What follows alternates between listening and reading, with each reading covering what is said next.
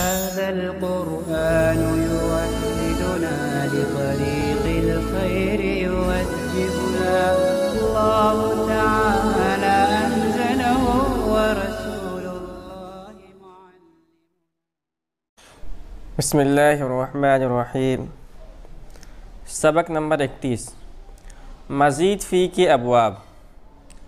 باب افعال اور استفعال کے مصدر کا فا کلمہ اگر واو ہو تو یا ہو جاتا ہے، جیسے اوقد ایقادن اور استوقد استیقادن. یہ انہوں نے ایک اور قاعدہ بیان کیا ہے، اور قاعدہ یہ ہے کہ باب افعال اور باب استفعال کا مصدر کا فا کلمہ اگر واو ہو تو اس واو کو یا سے بدل دیتے ہیں، جیسے اوقد سے ایقادن. باب افعال کا مصدر ہے اوقد یوقد ایقادن، تو ایقادن جو اصل میں تھا یوقادن، اور اس واو کو ہم نے یا سے بدلا. اور یہ تعلیل جو کی گئی ہے یہ قاعدہ نمبر 3 کے پیش ہے، اور وہ قاعدہ نمبر 3 یہ ہے جو واو کے ساکن غیر مدغم ہو، اس کا ماقبل مکسور ہو، وہ یا سے بدل جاتا ہے، جیسے میزان ایجل کہ اصل میں میوزان اور یوجل تھا. اسی قاعدے کے پیش نظر ان دونوں کے اندر بھی یہ تعلیل کی گئی ہے. قاعدہ نمبر 3-5 کو مد نظر کر ابواب ذیل کی گردان کرو. تو قاعدہ نمبر 3 تو آپ نے پڑھ لیا، 5 بھی پڑھ لیتے ہیں. قاعدہ نمبر 5 ہے قاعدہ اتقدہ، جو واو یا کے باب افتعال کے فا کلمے میں واقع ہو اور حمزہ کے عوض میں نہ ہو تو اس کو تا سے وجوباً بدلتے ہیں اور تا کا تا میں ادغام کرتے ہیں، جیسے اتقدہ و اتسرہ کہ اصل میں یو تقدہ اور ای تسرہ تھا.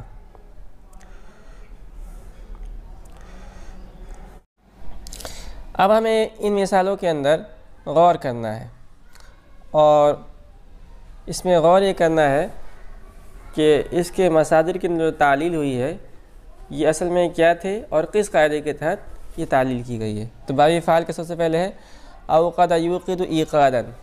ایقادن یہ اصل میں یوقادن تھا، قاعدہ نمبر 3 کے تحت اس کے اندر تعلیل کی گئی ہے.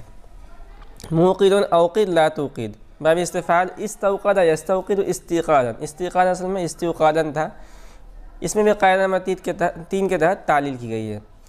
مستوقد استوقد لا تستوقد. اس کے بعد باب افتعال اتقد یتقد اتقادا متقد اتقد لا تتقد.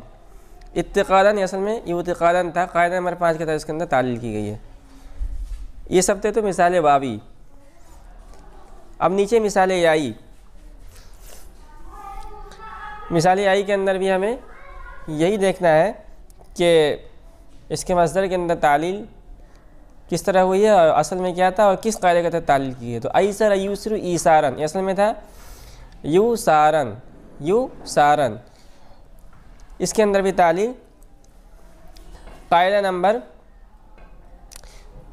3 کے تحت کی گئی ہے. موسر ایسر لا توسر. استیقظ یستیقظ استیقاظا مستیقظ استیقظ لا تستیقظ. اس کے اندر تعلیل جو ہے قاعدہ نمبر 3 کے تحت کی گئی ہے. تو یہ مثال کے 5 قواعد تھے، مشہور یہی ہیں. آگے 2 قواعد کو اور بیان کر رہے ہیں جو طلباء کے لیے مفید ہے. مثال کے باب میں یہ قواعد بھی کام میں آتے ہیں. تو پہلا قاعدہ ہے کیا تکمیل قواعد مثال. قواعد مندرجہ ذیل سابق کے علاوہ یہ 2 قاعدے اور ہیں اور بھی یاد رکھنے کے لائق ہیں. پہلا ہے قاعدہ وجوہن، جو واو فا کلمہ یا عین کلمہ میں مضموم ہو اس کا حمزہ سے بدلنا جائز ہے، جیسے وجوہن اور ادورن کہ اصل میں وجوہن اور ادورن تھا. پہلا وجہن کی جمع وجہن کی اور دوسرا دارن کی جمع ہے. تو وجہن کی جمع ہے وجوہ.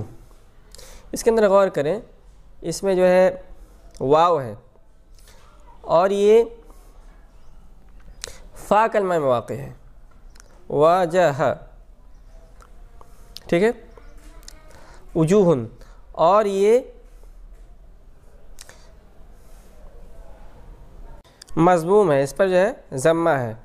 اسی طرح دوسری مثال ہے ادعورن، اس میں جو واو ہے یہ عین کلمے میں واقع ہے اور یہ ہے مضموم، اس لیے چاہے تو ہم اسے حمزہ سے بدل لیں اور چاہے تو اس واو کو باقی رکھیں، تو چاہے اسے وجوہن پڑھیں یا اسے ہم وجوہن پڑھیں، چاہے اسے ہم ادعورن پڑھیں یا ادعورن پڑھیں، دونوں جائز ہیں۔ فائدہ، بعض صرفی واو مکسور کو بھی جو فا کلمہ میں واقع ہو حمزہ سے بدل لیتے ہیں۔ تو اس قاعدے کے اندر جو شرط بیان کی گئی تھی اس میں ایک شرط تھا کہ جو واو فا کلمہ میں یا عین کلمہ مضموم ہو، لیکن کہتے ہیں کہ بعض صرفی حضرات اگر واو کلمہ مکسور ہو تو بھی اس کو، بعض صرفی واو مکسور کو بھی جو فا کلمہ میں واقع ہو حمزہ سے بدل دیتے ہیں۔ جیسے مثال دیں اشاہن اور اسادتن، کہ اصل میں اشاہن بے معنی گلے کا ہار اور اسادتن بے معنی تکیہ تھا۔ تو یہاں دیکھیں گے آپ تو اشاہن کی اصل ہے اشاہن، واو جو ہے یہ فا کلمے میں واقع ہے اور یہ مضموم نہیں بلکہ مکسور ہے، لیکن اس کے باوجود بھی اسی قاعدے کے تحت، قاعدہ نمبر 6 کے تحت اس کو حمزہ سے بدل دیا گیا ہے۔ اور اسی طرح اسادتن اور واو مفتوح کا حمزہ سے بدلنا شاذ ہے۔ اب ایک چوتھی شکل بچ گئی تھی کہ واو جو ہے مفتوح ہو، تو اگر واو مفتوح ہے یعنی فا کلمہ یا عین کلمے میں واقع ہے اور وہ مفتوح ہے تو کیا اس کو بھی حمزہ سے بدل سکتے ہیں؟ تو کہہ رہے کہ نہیں، اس کو حمزہ سے بدل نہیں سکتے، اگر کہیں بدلا ہوا ہمیں نظر آئے تو یہ خلاف قیاس ہوگا۔ جیسے احدن اناتن، کہ اصل میں وحدن اور وناتن تھا، تو وحدن کو جو احدن بنایا گیا ہے اور وناتن جس کو اناتن بنایا گیا ہے، یہ کسی قاعدے کے تحت نہیں بنایا گیا بلکہ خلاف قیاس بنایا گیا ہے۔ قاعدہ نمبر 7، اس کو کہتے ہیں قاعدہ اواصل۔ اگر دو واو اول کلمے میں واقع ہوں اور دونوں متحرک ہوں تو پہلا واو وجوباً حمزہ ہو جاتا ہے، جیسے اواصلو ویسلو، کہ اصل میں واصلو اور ویسلو تھا، پہلا واصلتن کی جمع ہے اور دوسرا واصلن کی تصغیر ہے۔ اگر دوسرا واو ساکن ہو تو پہلے کو حمزے سے بدلنا جائز ہے، جیسے اوریہ، کہ اصل میں اوریہ تھا۔ دیکھیے یہ بھی بالکل آسان قاعدہ ہے، بس ہمیں غور کرنا ہے۔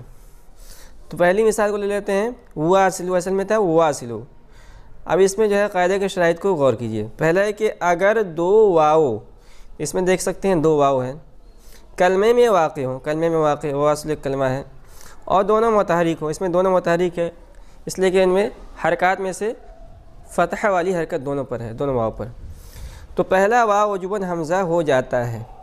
تو اس میں جو پہلا واو ہے واصل کے اندر بھی اور ویسلو کے اندر، دونوں کے اندر واو متحرک ہے، فرق ہے کہ اس میں جو ہے حرکت میں سے فتح ہے، اس میں جو ہے ضمہ ہے۔ تو دونوں مثالوں کے اندر پہلے واو کو ہم حمزہ سے بدلیں گے اور یہ بدلنا ضروری ہے۔ ضروری کا مطلب یہ ہے کہ اسے ہمیں واصلو اگر پڑھیں گے ویسلو پڑھیں گے تو جائز نہیں ہوگا، اس کو اواصلو اور ویسلو ہی پڑھنا پڑے گا۔ ایک شکل تو یہ ہو گئی۔ دوسری شکل، اگر دوسرا واو ساکین ہو تو پہلے کو حمزہ سے بدلنا جائز ہے، جیسے اوریہ، کہ اصل میں وہ اوریہ تھا۔ اب اس کے اندر غور کیجیے، اوریہ دیکھیے دو واو ہیں، اگر دو واو اول کلمہ میں واقع ہوں، دو واو ہیں اول کلمہ میں واقع ہیں اور دونوں متحرک ہو، اس میں جو ہے ایک واو متحرک ہے دوسرا ساکن، اس لیے یہ والا قاعدہ اس کے اندر جاری ہوگا۔ اگر دوسرا واو ساکن ہو تو پھر کیا کہیں پہلے کو حمزہ سے بدلنا جائز ہے، تو اس میں جو ہے پہلے واو کو ہم حمزہ سے بدل سکتے ہیں اور یہ جائز ہے۔ جائز کا مطلب یہ ہے کہ اس کو ہم اوریہ بھی پڑھ سکتے ہیں اور اس کو اوریہ دونوں پڑھ سکتے ہیں۔ تنبیہ، اولا میں جو اصل میں وہ اولا تھا، اول کی موافقت کے لحاظ سے واو وجوباً حمزہ ہوا ہے۔ کیا کہنا چاہ رہے ہیں؟ یہاں یہ کہنا چاہ رہے ہیں کہ حاشیہ نمبر 1 میں دیکھ لیجئے کہ اولا اصل میں وہ اولا تھا، اس میں واو ثانی متحرک نہ ہونے کے باوجود اول کو حمزہ سے وجوباً بدلا گیا ہے۔ دیکھیے جو اولا کے اندر جب ہم اس قاعدے کو دیکھیں گے کہ اگر دو واو اول کلمہ میں واقع ہوں تو دو واو اول کلمہ میں واقع ہیں، دونوں متحرک نہیں ہیں، تو اس میں دوسرا قاعدہ جاری ہوگا. دوسرا واو ساکن ہو، اس میں دوسرا واو ساکن ہے، قاعدہ جاری ہوگا. تو اس کا مطلب یہ ہے کہ اس کے اندر پہلے واو کو حمزہ سے بدلنا جائز ہے، واجب نہیں ہونا چاہیے، مگر صرفی لوگ جو ہے اس کو وجوباً بدلتے ہیں. یعنی کہتے ہیں کہ اولا پڑھنا جائز نہیں ہے، وہ اولا پڑھنا جائز نہیں ہے، اولا ہی پڑھنا پڑے گا، وہ اولا یہ غلط ہو جائے گا. ایسا کیوں ہے؟ تو کہنا کہ اول کی موافقت کے لحاظ سے وجوباً حمزہ ہوا ہے. کیا مطلب اس کا؟ تو اس جواب حاشیے کے اندر ہے، یہ اول کی موافقت کے لحاظ سے ہوا ہے، جو اصل میں اول تھا، وہ اول جو اصل میں اول جمع مؤنث ہے، جس میں دو واو متحرک ہے. پہلا وجوباً حمزہ ہوا ہے. اولا میں اگرچہ قاعدہ جوازی ہونا چاہیے، مگر اس کی موافقت کی وجہ سے وجوبی قرار دیا ہے تاکہ واحد اور جمع میں حکم یکساں رہے. اب دیکھیے، غور کیجئے، یہ کہنے کا مقصد یہ ہے کہ جو اول ہے نا، اول کی موافقت کے لحاظ سے اس کو بدلا گیا ہے. تو اول جو ہے اصل میں وہ اول جمع مؤنث ہے. تو جب اس کی نکالیں گے اصل اول کی تو نکلے گا اول، اس میں دونوں حمزہ متحرک ہیں، اور چونکہ اول میں دونوں حمزہ متحرک ہے، اس میں جو پہلا قاعدہ ہے یعنی وجوباً والا قاعدہ جاری ہوگا، اور پہلے حمزہ کو جو ہے ہم بدل کر وجوباً اول بنائیں گے. اب اسی کے موافقت میں ہم نے وہ اولا کو بھی وجوباً بدل لیا، اگر جس میں جواز قاعدہ پایا جا رہا ہے. آگے نیچے یہ سوالات ہیں، ان کے ہمیں جوابات دینے ہیں. مثال کے طور پر یحبو کا عین کلمہ مفتوح ہے، واو کس طرح حذف ہوا؟ تو اس سوال کا جواب قاعدہ نمبر 1 کی روشنی میں آپ دیکھ لیں. قاعدہ نمبر 1 کو دیکھیں گے تو سمجھ آ جائے گا.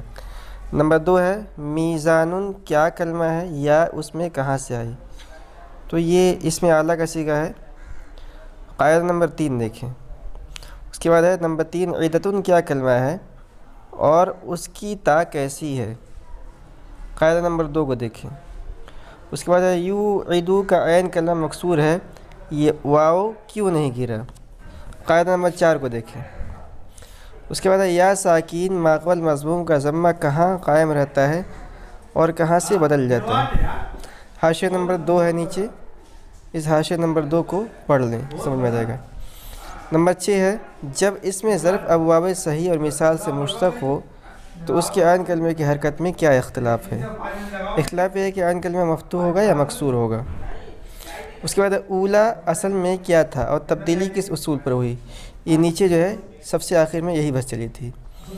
اتخذ اور اتصل کی اصل کیا ہے اور موجودہ صورت کیوں کر بنی؟ یہ بھی باب افتعال القاعدہ، اس کو دیکھ لیں. وعدہ سے باب افعال کا اسم فاعل امر کیا ہوگا؟ گردان کر لیں. وصلہ سے باب افعال کی نفی جہد بلم، وجبہ سے باب استفعال کی نہیں غائب کیا آئے گی؟ اس پہ محنت کر کے خود گردان بنائیں.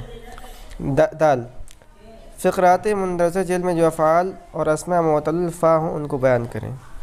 تو یہ نیچے آیتیں ہیں، قرآن کی کچھ آیتیں، اور اس کے اندر ہمیں معتل فا یعنی جس کے فا کلمہ میں حرف علت ہو وہ ہمیں تلاش کرنی ہے. مثال کے طور پر ولا تزر وازرۃ وزر اخرى، وزرا کے اندر واو حرف علت ہے، اخرى کے اندر حمزہ حرف علت ہے.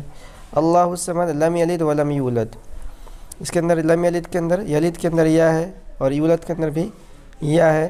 یہ سب معتل فا، فا کلمہ کے اندر حرف علت. نیچے آیتوں کے اندر بھی یہی غور کرنا ہے کہ فا کلمے کے اندر کہاں کہاں حرف علت ہیں، اس کو تلاش کریں آپ.